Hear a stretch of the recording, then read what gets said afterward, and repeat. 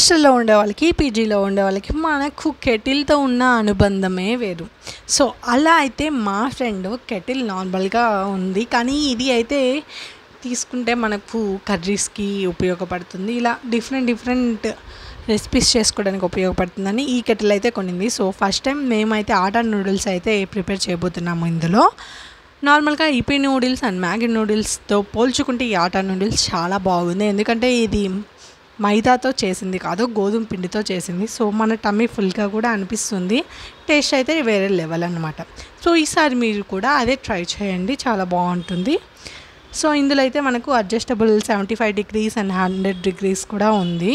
So, మీరు ఖచ్చితంగా ఇలాంటి కెటిల్‌ని అయితే ఈసారి ప్రిఫర్ చేయండి. సో, తనకైతే ఎక్కువ స్పైసీ అండ్ సాల్టీ కావాలని చెప్పి 2 యాడ్ చేసింది. ఫైనల్‌గా కెటిల్ అనేది చాలా బాగుంది. సో, నెక్స్ట్ టైం కెటిల్‌లో రెసిపీస్ కూడా ప్రిపేర్ చేసి పెడదాం అనుకుంటున్నాను. సో, అంతే ఫ్రెండ్స్ ఈ వీడియో. మీలో ఎంతమంది కెటిల్ విత్ మ్యాగీ లవర్స్ ఉన్నారో కామెంట్ సెక్షన్లో అయితే కామెంట్ చేయండి. మనకి చాలా మందికే ఉంటుంది పీజీలో అండ్ హాస్టల్లో ఉండే వాళ్ళకి దీని నుంచి అనుబంధం. సో, అంతే ఫ్రెండ్స్ ఈ వీడియో. Thanks for watching. Bye bye.